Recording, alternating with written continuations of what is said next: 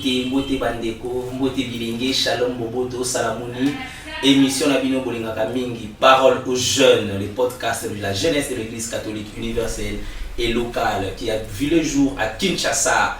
Merci d'être là pour nous écouter. Là, j'ai deux bons invités, donc je vais découvrir ensemble avec vous. Bonjour Père. Bonjour. Bonjour Docteur.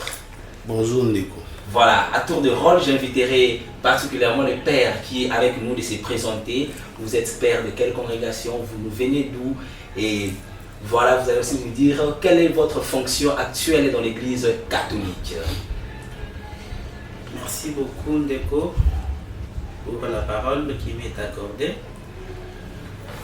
Je m'appelle Abbé Honoré Sanga. Je suis du diocèse de Cabinda, dans la province de la Lomami. Je suis originaire de la paroisse de la Résurrection à Salongo, ici à Kinshasa. Et donc, curé de la paroisse Saint-Charles-Luanga, Panyamutombo, dans la province du Sankourou. Ah, merci beaucoup, monsieur l'abbé Honoré Sango, curé de la paroisse Saint-Charles-Luanga. Shalom, Ndeko Christ Banso, la paroisse Saint-Charles-Luanga, Kuna Tozali na Cabinda. Alors à vous, messieurs les docteurs.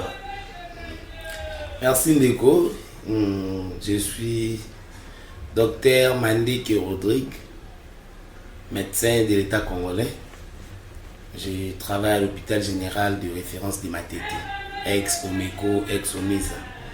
Alors comme chrétien engagé, je suis de la paroisse Sainte-Bernadette, Béni Saint-Esprit. Au niveau de la paroisse, je suis délégué paroissial de la liturgie, comme on l'appelle de Pelle. Et puis je suis encore assistant spirituel du groupe Kizut en Norité. Mais je combine les deux clans. J'ai mon clan Sainte-Bernadette. Et puis il y a les clans que nous sommes en mission, les clans Sainte-Catherine, ici à Lemba Salon au niveau du camp Bumbalo Monnaie militaire. Je suis aussi assistant spirituel là-bas. Ok, merci beaucoup chers internautes. Voilà que nous sommes ici avec Père Sango et puis monsieur l'abbé Sango et Papa As Docteur Mandeke Rodrigue. Ensemble avec eux, nous allons parler autour de la théologie sexuelle ou la théologie du corps. Alors Père, qu'est-ce que l'Église a pour parler de la théologie sexuelle? Parce qu'on sait tous que la théologie, c'est tout ce qui va avec la religion, avec l'Église, avec les Saintes Écritures. Mais pourquoi l'Église doit encore parler de la théologie sexuelle ou la théologie du corps? Merci bien pour votre question.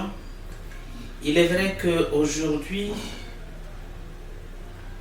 beaucoup de gens ne veulent plus parler de la sexualité. Tant dans nos milieux, de la famille ou soit dans nos écoles ou quelque part, personne ne veut en parler. Mais aujourd'hui, nous voudrions quand même, dans le cadre de l'Église, quand même en parler. Pourquoi? Parce que l'Église nous demande, nous donne un devoir, un droit d'en parler. C'est notre devoir de parler, pourquoi? Et partager. C'est aussi dans le cadre de l'encadrement de la jeunesse. Aujourd'hui, la jeunesse peut aller ici et là. Comme nous le disons toujours, la société ou la rue ne peut pas éduquer. La première éducation, nous la recevons d'où? C'est de la famille. Puis après, de l'église, aussi de l'école. Si toutes nos éducations sont ratées, alors nous sommes foutus. Aujourd'hui, le thème sexualité devient un tabou pour en parler à nos enfants. Pourquoi nous allons nous parler, donc nous allons parler de ce thème aujourd'hui. Ce n'est pas un thème qui doit être comme un tabou, mais plutôt aider nos jeunes. Comment on peut aider nos jeunes? il y a aussi la sexualité quand même contrôlée, la sexualité responsable. Que pouvons-nous faire? C'est pourquoi ce thème ici est intéressant et nous serons aussi accompagnés par le docteur, comme vous le venez de le dire tantôt. Nous allons nous entraider pour au moins éclaircir cette thématique, pour ce problème de jeunes qui ne veulent pas se contenir. Pourquoi? Merci, monsieur l'abbé curé, honoré. Monsieur le docteur Rodrigue Mandeke, qu'est-ce que la médecine peut nous donner comme approche pour les quotidiens ou les vécus des hôpitaux par rapport à la sexualité de la jeunesse d'aujourd'hui? Merci, messieurs les journalistes. Déjà, comme le père vient de le dire, la sexualité, elle est très importante, et surtout au milieu des jeunes, parce que nous sommes en train de parler sur la jeunesse catholique. Au milieu des jeunes, ça va vraiment attirer notre attention, parce que les jeunes sont très actifs dans cette vie. Et puis, pourquoi on va s'intéresser plus des jeunes? Parce qu'actuellement, avec les jeunes, il y a des comportements sexuels à haut risque. Et ces comportements sexuels à haut risque doivent attirer notre attention, nous étant que professionnels de santé, nous étant qu'Église. Alors comme ça attire notre attention, c'est par rapport aux réalités que nous vivons. Aujourd'hui, la jeunesse, elle est vraiment emportée. La jeunesse est emportée parce qu'après des études faites par l'OMS, bien toutes les organisations y afférentes, nous voyons que les jeunes déjà actuellement voient leur premier rapport sexuel plutôt dans la tranche d'âge de 10 à 13 ans. Imagine déjà, 10 à 13 ans. C'est après des études. Les jeunes connaissent leur premier rapport sexuel. C'est un élément important. Parce que je l'ai bien dit, on s'intéresse maintenant aux jeunes par rapport au comportement sexuel à haut risque au niveau des jeunes. Or, la sexualité a ses corrélaires, a ses inconvénients, a ses conséquences, ainsi de suite. Merci docteur, nous allons essayer de faire une petite pause. Est-ce que, monsieur l'abbé Honoré, l'Église prévoit-il des formations ou des groupes de jeunes qui encadrent à partir de ces tranches d'âge-là, les 10, 11, 12, 13, 14, 15 ans? Est-ce qu'il y a des groupes appropriés dans l'Église qui encadrent les jeunes pour préserver aussi les jeunes à ces risques-là? Bien sûr, l'Église, notre mère catholique, a beaucoup de groupes, de mouvements charisme propres. Nous avons des groupes K, Kizitonarit, il y a des Bilenge Yamwinda, il y a beaucoup de scouts et d'autres groupes aussi pour l'encadrement des jeunes ou de la jeunesse.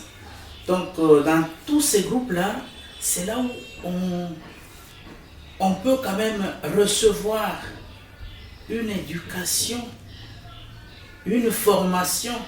Je pense que j'avais suivi aussi une émission qui parle aussi de l'initiation chrétienne.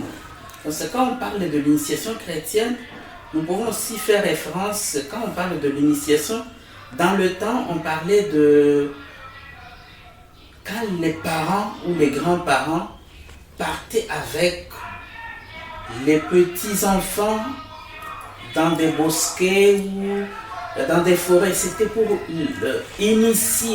leur initier à quelque chose de bon, c'est-à-dire leur apprendre de manière à suivre, de chemin à suivre. Mais aujourd'hui, même dans le temps, pour la circoncision par exemple, le docteur est là, peut en témoigner. Par exemple, on ne pouvait pas circoncire un enfant comme ça dans la rue, c'est pas moi où. Mais d'abord ça s'apprenait quelque part. Mais aujourd'hui avec la modernité, la mondialisation, maintenant c'est dans des hôpitaux où on peut faire ces pratiques-là. Mais plutôt dans le temps, on initiait les enfants et les jeunes. Ce qui fait que même dans les groupes, voyez un petit exemple, nous avons été dans le groupe Kiro, donc Christ roi, ce qui fait que on pouvait être initié à quelque chose de bon. On pouvait nous cacher quelque chose avec des signaux, on pouvait découvrir quelque chose. Et aujourd'hui, est-ce que ces pratiques-là existent encore? Ce qui fait que dans l'initiative, nous pouvons quand même revenir en arrière pour dire, bon, ces initiatives de longtemps peuvent toujours nous aider. Mais avec l'évolution et aussi la médecine, aujourd'hui nous pouvons aussi nous adapter. Mais qu'est-ce que nous pouvons faire pour encadrer aussi notre jeunesse? Mais la jeunesse, est-ce que pouvons-nous dire c'est une jeunesse qui devient rebelle ou bien une jeunesse qui bouche les oreilles à tout ce qui peut se passer? Parce que bon, voilà, on a des téléphones, on a c'est pas moi, des matériels qui peuvent nous aider à nous informer nous-mêmes, auto-informer et autre chose. Mais ce sont des questions qu'on peut se poser quand même. Mais pour aujourd'hui, nous pouvons quand même recadrer, surtout dans le cadre de notre Église catholique. C'est un sujet vraiment délicat qui peut être au moins être bien débattu et puis pour encadrer notre jeunesse. En attendant que nous revenons à M. l'abbé curé, nous rentrons chez les docteurs. Docteur Rodrigue, vous avez plutôt parlé de 10 à 13 ans là, les jeunes, les enfants naturellement, ce sont même les enfants qui sont déjà dans les relations sexuelles. Alors, vous étant que médecin, comment est-ce que vous, dans la médecine, vous pouvez encadrer cette réalité-là? Alors, c'est comme ça que j'ai commencé à parler. Quand nous parlons de cette tranche d'âge qui connaissent les premiers rapports sexuels, il y a encore des raisons. Il faut voir d'abord, nous en médecine, quand nous soignons, on cherche toujours à bien traiter, à connaître la cause. Quand la cause est connue, c'est comme ça qu'on va assurer un bon traitement. Alors par rapport aux jeunes, on sait que les enfants viennent de la maison. Il y a des raisons qui font aujourd'hui que les enfants sont déjà très actifs dans la vie sexuelle. On doit voir, par exemple, la contrainte économique. Beaucoup d'enfants sont dans la vie sexuelle par rapport à la contrainte économique. On doit voir ce que les pères avaient aussi signalé là-bas, les relâchements du contrôle parental. Les parents relâchent les enfants. Quand les parents ne s'occupent plus des enfants, c'est un problème. Il y a aussi ce problème du tabou. Au niveau de nos familles africaines, c'est difficile que les parents parlent clairement aux enfants sur la sexualité. C'est un élément. Il y a même ce qu'on appelle l'autorité des aînés sur les cadets. Suite à ça, suite à tous ces éléments, il y a quoi? La désorganisation sociale. Ce sont des éléments qui rendent aujourd'hui les enfants libres et comme ils connaissent bien que la sexualité, c'est un droit, ils sont prêts à s'y lancer. Or, quand nous parlons de la sexualité, il y a ses corollaires. On a les maladies sexuellement transmissibles. On a les VIH-Sida. On a ce qu'on appelle encore tous ces éléments qu'on a cités, les maladies sexuellement transmissibles, les VIH-Sida. Je voulais ouvrir une parenthèse par rapport à ça, surtout par rapport au VIH-Sida. Aujourd'hui, dans notre pays, presque 80% du VIH-Sida est contracté par la voie sexuelle.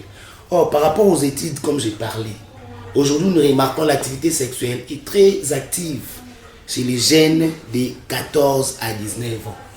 Quand ces jeunes-là sont très actifs dans l'activité sexuelle, or, nous connaissons bien que le VIH est transmis à 80% par la voie sexuelle. Vous voyez, c'est comme ça que nous, étant que professionnels de santé, étant qu'Église, on doit s'élever pour orienter cette sexualité.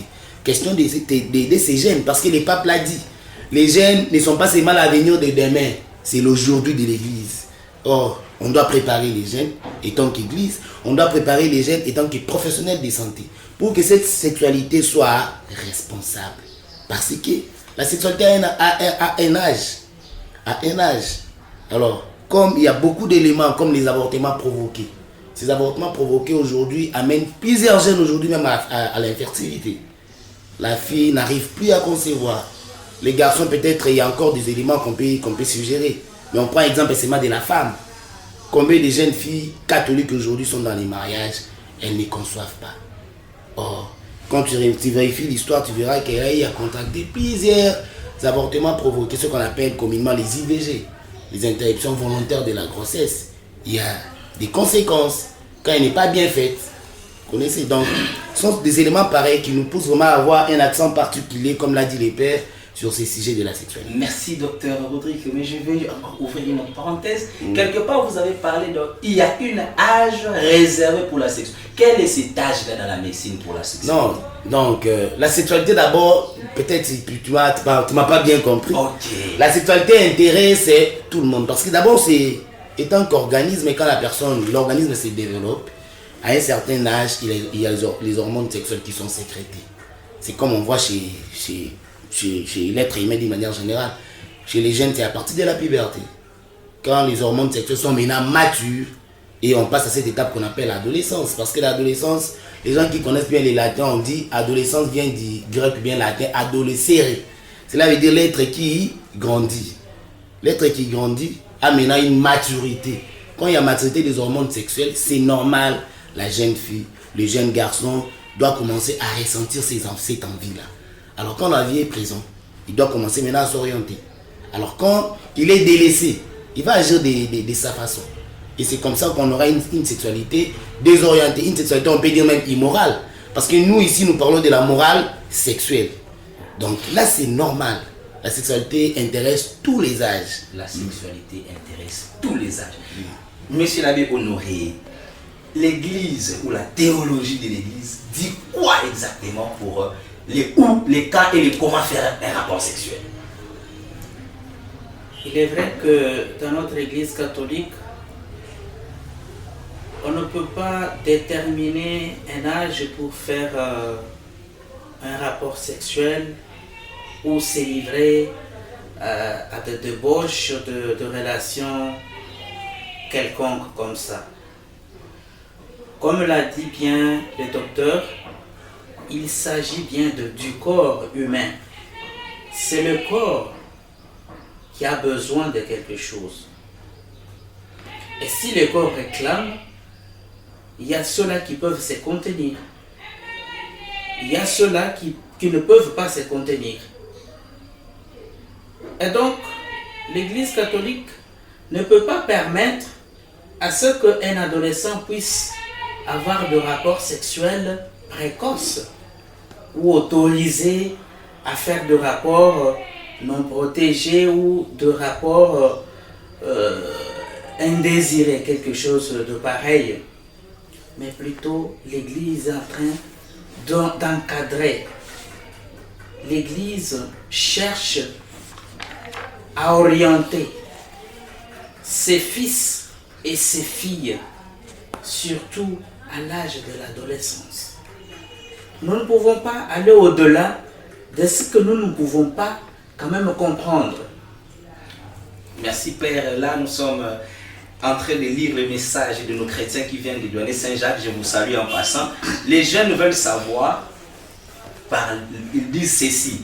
Si M. l'abbé curé peut nous dire ouvertement ce que prévoit l'Église ou quand est-ce que l'Église admet un rapport sexuel. Entre parenthèses, est-ce pendant les relations du chéri, est-ce pendant les fiançailles ou exclusivement pendant le mariage? Je peux vous dire ceci. L'Église, notre mère catholique, commence à bénir les fiançailles. On dit bien au pluriel les fiançailles. L'Église catholique n'admet pas à bénir le copinage ou c'est pas moi l'amitié, non. Mais c'est-à-dire quand on parle de la bénédiction de fiançailles, c'est-à-dire vous êtes déjà connus. Donc vous, jeune fille, vous êtes connue dans la famille de l'homme et vous, l'homme, vous êtes déjà connu dans la famille de la femme. Et déjà dans l'église catholique, vous pouvez aller demander la bénédiction à l'église. Donc, c'est un accompagnement, comme on venait de le dire. C'est un accompagnement, un cheminement vers le mariage. Et donc, l'église ne peut pas déterminer ou ne peut pas vous donner la réponse pour dire on peut faire le rapport quand on est encore copain, quand on est encore ami, ou c'est pas moi. On vient de se rencontrer aujourd'hui, on peut le faire aujourd'hui ou demain, non. Mais plutôt, on ne peut que se préserver d'abord. On peut se préserver jusqu'à ce que le moment prévu, jusqu'à ce qu'on peut au moins consommer le mariage. Ok, donc les jeunes du douanier Saint-Jacques sont contents, ils savent maintenant qu'ils doivent se contenir. Ah, la contenance. Merci docteur, nous rentrons chez vous pour savoir, quand vous avez, à un moment vous avez parlé de se protéger, et l'abbé curé l'a redit aussi, mais est-ce que et l'église et la médecine favorisent encore le fait d'utiliser encore le préservatif? Merci, Neko, journaliste. Je pense que la médecine et l'église, il y a une différence. Parce que dans la médecine, il y a tout comme connaissance. On doit apprendre, on doit informer. Mais l'église, il y a des, on peut appeler ça comment, il y a des restrictions. Parce que quand on est chrétien, il y a des règles à suivre par rapport à la foi. Nous, étant que domaine de santé, on va informer. On sait que par rapport à la sexualité, pour éviter les différentes maladies sexuellement transmissibles, éviter autre chose, nous conseillons le moyen de protection comme les préservatifs par exemple. Parce que nous devons penser, on conseille. Même aux couples qui sont mariés, pour limiter certaines choses, nous parlons même de la planification familiale. Mais ici, nous sommes au milieu des jeunes. Les jeunes ne sont pas encore éligibles. Parce que quand nous voyons nos jeunes de l'église, par exemple, nous avons plus la tranche d'âge des adolescents, par exemple. Alors, cette tranche d'âge, elle n'est pas éligible à l'activité sexuelle. Parce que si aujourd'hui, un jeune de l'église contracte une grossesse, vous voyez la suite. Et si aujourd'hui, elle est tombée dans les cas là des VIH, vous voyez la suite. Donc, on doit d'abord expliquer certaines histoires qui font ça. Il y a aussi ces problèmes-là qu'on a soulevés parce que les enfants viennent de la maison. Cet isolement-là entre les parents et les jeunes par rapport à l'éducation sexuelle, c'est un problème. Parce que les enfants viennent de la maison. Alors, nous, étant qu'église, nous, étant que professionnels de santé, on doit toujours continuer cette éducation dans nos milieux. Quand nous recevons, par exemple, les jeunes à l'hôpital, parce que quand un enfant vient à l'hôpital, il doit toujours être accompagné. Mais il y a des moments qu'on pose la question, est-ce que tu sauras parler à la présence des papas ou mamans? Oh non, qu'il sort, je peux parler seul parce que je suis déjà avancé en âge. Vous voyez, il y a beaucoup d'éléments. Et nous, étant que professionnels de santé, on va gérer les secrets. Mais quand on voit qu'il y a un élément important qu'on doit informer aux parents, on doit dire aux parents. Donc, tout ça sont des éléments, mais il y a une différence. L'église nous donne des restrictions, mais nous, à la santé, on informe. Que quand tu fais ça, quand tu ne fais pas ça, tu vas contracter ceci. Donc, c'est par rapport à tout ça que nous voulons continuer toujours l'éducation des jeunes. Parce qu'avec les jeunes, il faut faire la continuité. Il faut leur parler. Il faut leur parler régulièrement, oui, et sans cesse. Monsieur l'abbé Honoré, le curé de la paroisse Saint-Charles Luanga, des cabines. Monsieur l'abbé curé, quelle est la position actuelle de notre Saint-Père par rapport à cette réalité de la théologie sexuelle? Nous ne pouvons que pas nous imaginer, mais plutôt nous mettre en tête que éduquer un enfant, nous ne pouvons pas considérer comme un fardeau, mais plutôt un droit et une responsabilité. L'éducation d'un enfant, c'est pourquoi quand vous dites, ou vous allez peut-être entendre dans la rue, du bon voilà, tel enfant est mal éduqué. C'est pas pour rien. C'est parce que l'enfant n'a pas reçu des informations et des formations adéquates déjà de la maison. Je me rappelle, pour répondre aussi à votre question, que dans notre famille, même quand je suis loin, on me téléphone toujours. Quand il y a quelque chose qui cloche, bon, voilà, tel enfant a déjà atteint tel âge, voilà son comportement. Moi, j'agis directement. J'agis directement pour dire que on ne peut que se contenir, s'abstenir et être responsable. Je ne peux garder encore en souvenir quelque chose,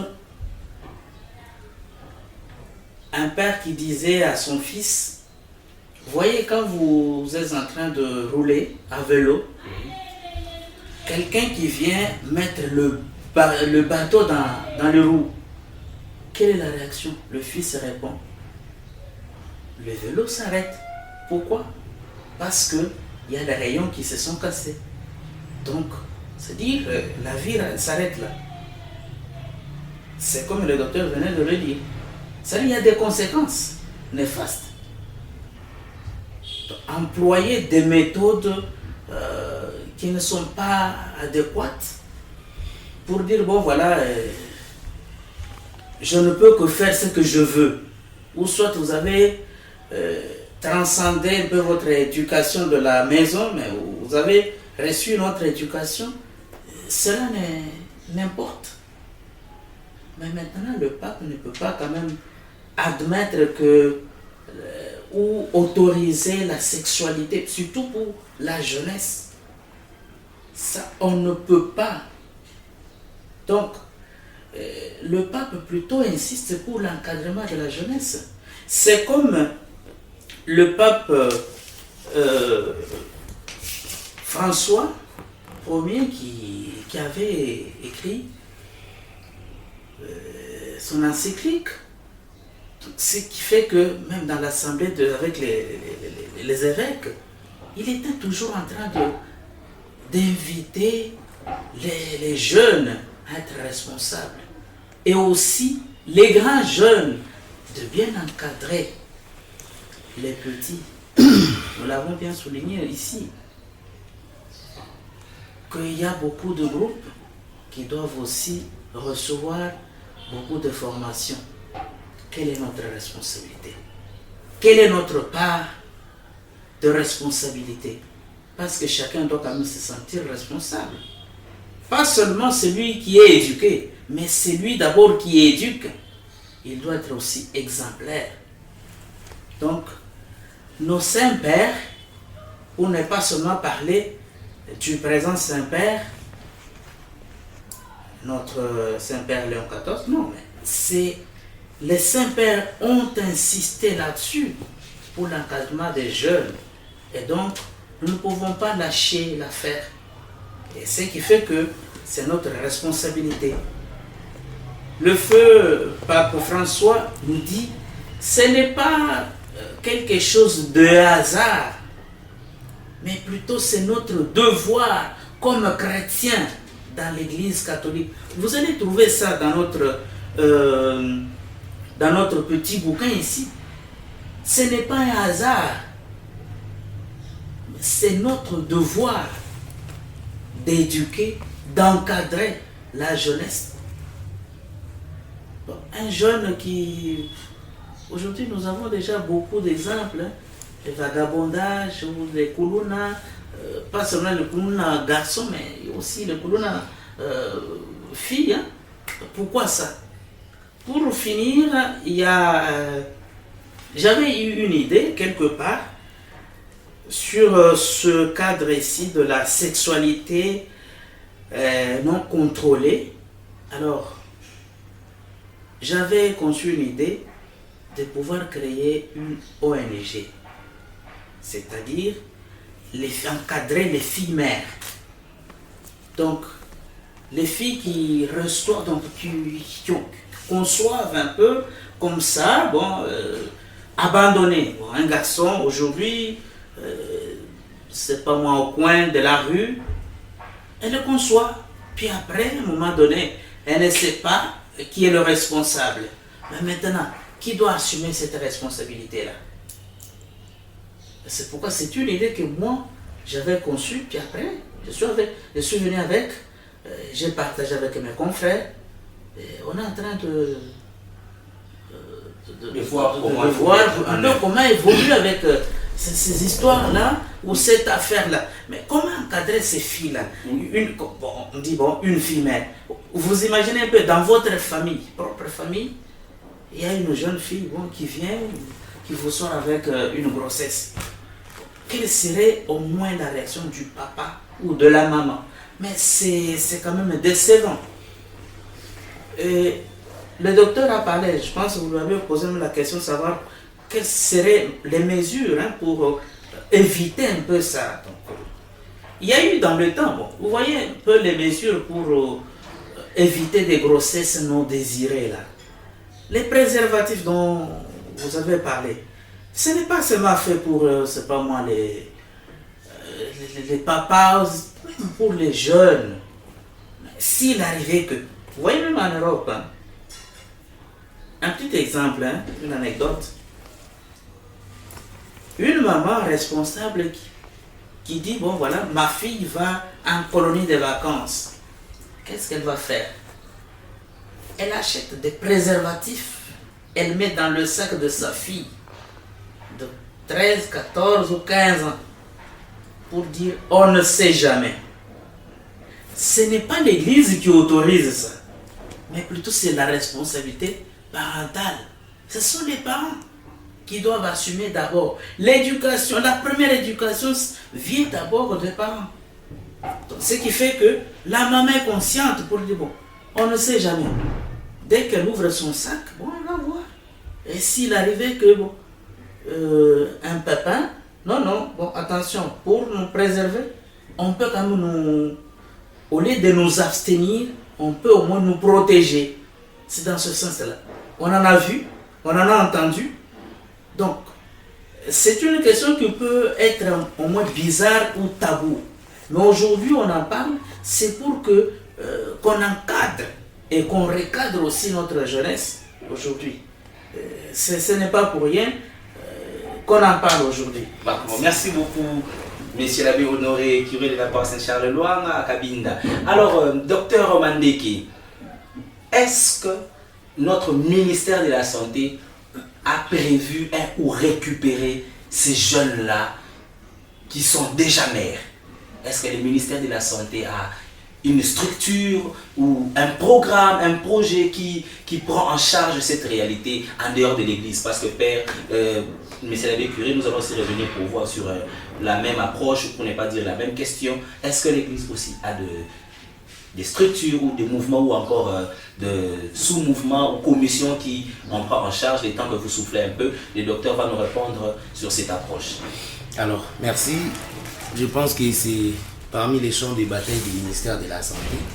C'est pourquoi la formation sur l'éducation sexuelle continue. Donc, nous devons toujours apprendre aux jeunes comment vivre cette sexualité. Donc, avoir une précision d'un programme spécifique, non. Mais c'est notre rôle, étant que les professionnels de santé, d'éduquer la jeunesse. D'éduquer la jeunesse en précisant toutes ces réalités, en donnant les moyens de protection, ainsi de suite. Parce que le plaisir, c'est difficile à gérer chez certaines personnes. Mais quand nous parlons de la sexualité, nous voulons que ça soit une sexualité responsable. Parce que quand on voit la sexualité responsable, d'abord on voit le respect. Le respect. La sexualité doit être un consentement.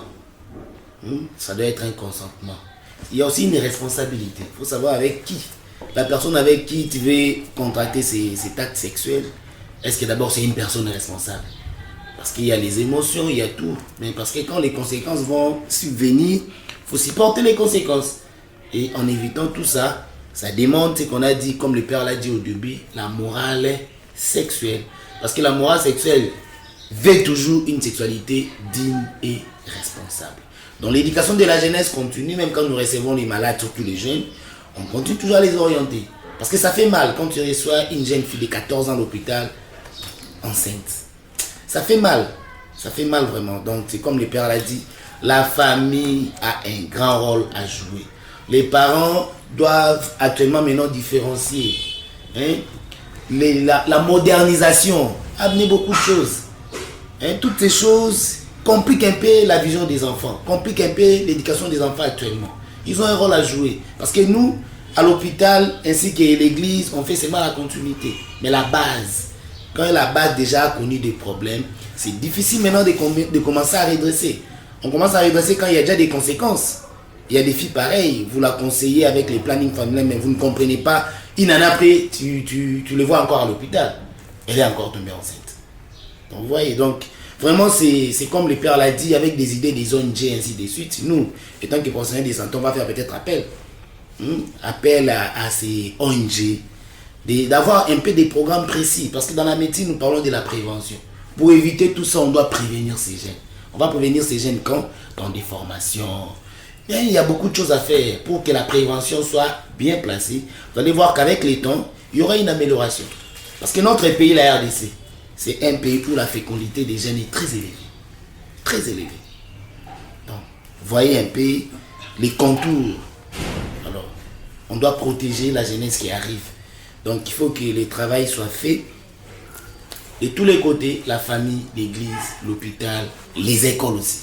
Ok, donc merci pour la réponse, monsieur l'abbé curé. Nous revenons sur vous sur la même approche de la question. Est-ce que l'Église a-t-elle des organisations, des mouvements, des commissions, des sous-commissions appropriées pour prendre en charge ou encore aider ces jeunes-là à retrouver ou à se ressaisir dans cette réalité de la vie?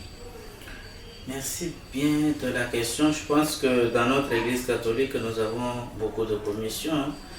Entre autres aussi, il y a la commission de la jeunesse ou la commission des jeunes, donc, qui est aussi responsable hein, en cette matière-là. Je pense que, en parlant aussi de l'encadrement de filles mères ou de... Pour un peu développer, c'était quoi la question ou la thématique? C'est que avec les ONG ou les ONGD, on peut créer quelque chose pour les encadrer, ces filles mères-là. Monsieur l'abbé, est-ce que l'Église a-t-elle des commissions ou sous-commissions appropriées jusqu'à là? Comme je venais de le dire, nous avons d'abord la commission de jeunes qui peut d'abord s'engager. Oui, la commission de jeunes. Oui, qui peut bien s'engager. Bon, dans toutes les commissions, est-ce que peut... la commission sociale ou encore Caritas, est-ce que c'est aussi leur apanage ou La commission de Caritas peut toujours venir en aide. Je pense que c'est un point aussi que je peux souligner. Parce que en soulevant ce point, j'avais contacté la Caritas quelque part pour venir en aide à cette commission de jeunes dans le cadre d'encadrer toujours la jeunesse ou les jeunes, les filles mères. Donc c'est pas pour rien que notre église est organisée. Chaque commission peut toujours au moins contribuer. Bon, disons que s'il y a une fille qui est enceinte, il y a certaines commissions qui peuvent aussi intervenir. Hein. Imaginez votre fille qui tombe enceinte, vous la chassez. Mais il y a la commission aussi de justice CP qui peut dire, bon voilà, qui peut chercher, qui est enceinté, quels sont les litiges, qu'est-ce qu'il y a, qu'est-ce qu'il faut, comment concilier ce problème. Donc ce sont des commissions qui peuvent au moins entrer aussi en jeu pour au moins faire cette approche-là. Donc au moins réunir... L'Église a tout prévu. Donc quand il y a un problème qui touche un jeune, étant jeune dans la commission de jeunes, il y a la commission de justice et pour accompagner, il y a la commission de Caritas pour chercher les moyens, il y a la commission de social, pourquoi pas la commission de Mabota pour préserver aussi la place de l'enfant dans la famille. Bien sûr, famille, tout ça, bon voilà, Mabota comme vous venez de le dire là, bon voilà, et vous avez été où, mais votre enfant, votre fille ou bien votre garçon engrossé, mais vous voyez, vous êtes déjà maintenant responsable. Qu'est-ce qu'il faut faire? C'est maintenant les commissions qui peuvent, pas toutes, mais plutôt certaines commissions qui peuvent au moins entrer en jeu pour dire bon, comment résoudre ce problème. Ce n'est pas seulement une seule commission. Et tout ça, c'est dans la bénédiction du curé de la paroisse. Mais il n'y a que ça. Il n'y a que d'abord ça. Informer. Si par exemple c'est une affaire qui se passe dans la commission de la jeunesse, bon, il faut d'abord que le président de la jeunesse ou de jeunes soit tenu informé. Par exemple pour la commission de la liturgie, il y a nos lecteurs, nos lectrices qui peuvent ou ne pas s'engrosser ou qui peuvent fricoter ici et là. Mais est-ce que c'est responsable? Donc c'est-à-dire maintenant, toujours dans cette commission-là, de la liturgie, il y a des sous-commissions. Il y a la musique sacrée, il y a lectorat, il y a colita, Donc, ou des sous-commissions. Maintenant, il faudrait maintenant savoir qu'est-ce qu'il faut faire pour pouvoir résoudre ce problème-là. Ce qui fait que quand ça touche une commission, on peut au moins chercher à résoudre ce problème dans ce sens-là. Merci beaucoup, Monsieur l'abbé curé honoré. Nous rentrons chez le docteur pour clôturer l'émission. Est-ce qu'il y a encore certaines informations adéquates qui ne peuvent être sous votre chaussure pour ne pas rentrer avec à la maison? Est-ce pour la jeunesse de l'Église universelle et locale? Alors merci, comme c'est notre église et nous ne manquerons pas à dire quelque chose. Nous voulons par cette intervention sensibiliser nos jeunes. Nous sommes jeunes catholiques, c'est comme le Père l'a dit, je reviens toujours au Père parce que c'est eux qui sont nos pasteurs. Le Père l'a dit, ce n'est pas du hasard qu'on est jeunes catholiques. Jeunes catholiques, nous sommes dans l'église universelle, nous devons être un modèle. Agissons d'une manière responsable face à la sexualité. C'est comme ça qu'on va différencier notre jeunesse catholique et la jeunesse là, je ne sais pas si je peux citer de quelle église, mais la jeunesse non chrétienne. Donc nous devons agir comme ça pour bien faire les choses, afin que cette sexualité, nous la vivons dans les meilleures conditions, que ça soit vraiment digne. C'est comme ça qu'on fera la fierté. Merci. Merci beaucoup, docteur Rodrigue Mandeki. Père, votre dernier mot ou encore votre toute dernière orientation partant de la sexualité ou de la théologie du corps, entre parenthèses, la sexualité. Nous ne pouvons que dire quelque chose pour dire que soyons responsables. Tous, nous sommes passés par là. Il y a ceux-là qui nous suivent, ceux-là qui ne sont pas encore nés et qui vont suivre. Et donc, quel exemple nous pouvons aussi laisser si nous ne sommes pas responsables aujourd'hui? Et alors, ceux qui viennent après nous ou derrière nous, comment ils peuvent être responsables? Soyons de responsables dans nos actes que nous allons poser. Les docteurs venaient de le dire, la sexualité responsable. Mais est-ce qu'on peut s'engager à une histoire ou dans une ambiance, dans une histoire sans lendemain? Donc c'est flou.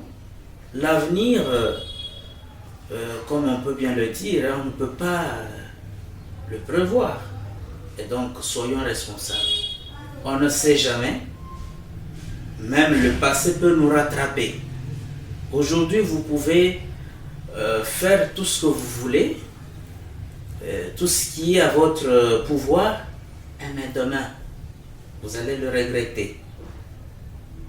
Nous ne pouvons que dire, jeunes catholiques, soyons de responsables dans nos actes que nous pouvons poser. Nos marques, mouvements à charisme propre, nous ne pouvons qu'être responsables.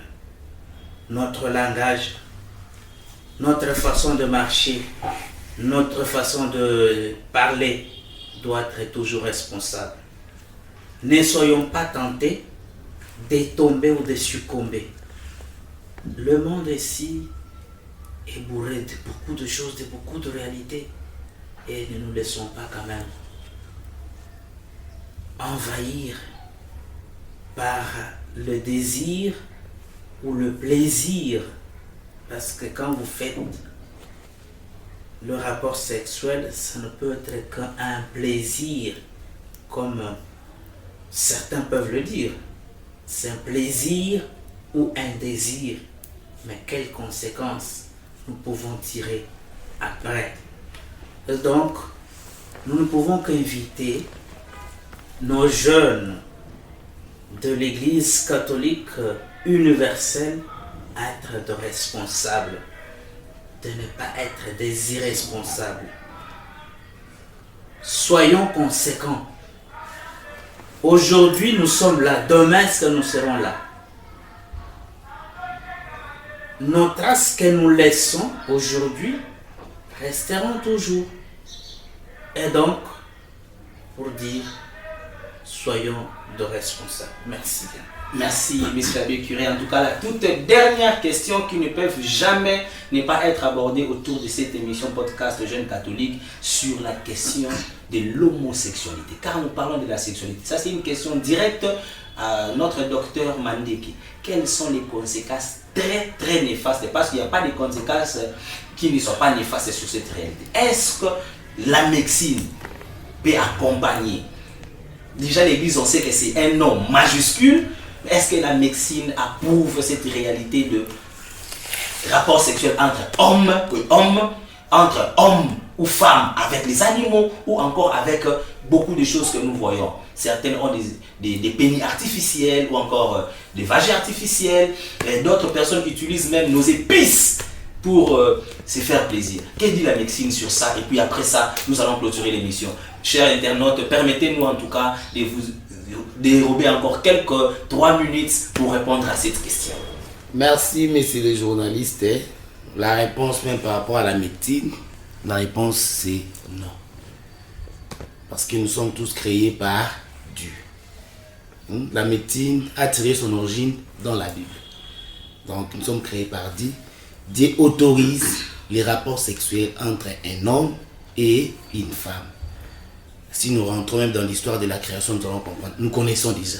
Alors, on n'aura pas à faire des commentaires pour que ça soit une récupération. Même la médecine ne l'autorise pas. Là, d'une manière générale. Les pratiques là, si on veut avancer dans les raisonnements, on va voir qu'il y a beaucoup de choses dans tout ça. Merci beaucoup, docteur. Donc, chers jeunes, il est strictement interdit en médecine. Il est théologiquement irresponsable de contacter des relations sexuelles entre les hommes ou entre les hommes et les animaux. Merci pour votre attention soutenue. Là, nous avons reçu pour vous l'abbé Honoré Sango et docteur Mandeki Rodrigue. C'était nous votre émission que vous aimez bien, Parole aux jeunes, avec la structure podcast de Jeunes Catholiques. Abonnez-vous sur nos chaînes. Et là, nous remercions particulièrement notre aumônier diocésain des jeunes, à la personne de monsieur l'abbé Gastien Moulumba, actuel curé, vicaire de la paroisse Saint-Augustin. Nous saluons aussi et nous donnons nos shalom à l'aumônier de Bilingue Amunda, monsieur l'abbé Peren Mousimou, sans oublier les salamou à notre mapéra diocésain, monsieur l'abbé Lendo, lui, Olivier, qui en ces moments précis se trouve avec l'auxiliaire pour une messe à l'honneur de 45 ans d'années de distance de l'initiation Kizito Anuarité. Nous ne pouvons finir cette émission sans pour autant saluer très respectueusement notre cher archevêque métropolitain, les cardinals Fridolin Ambongo Bessoumou. Merci et à la prochaine.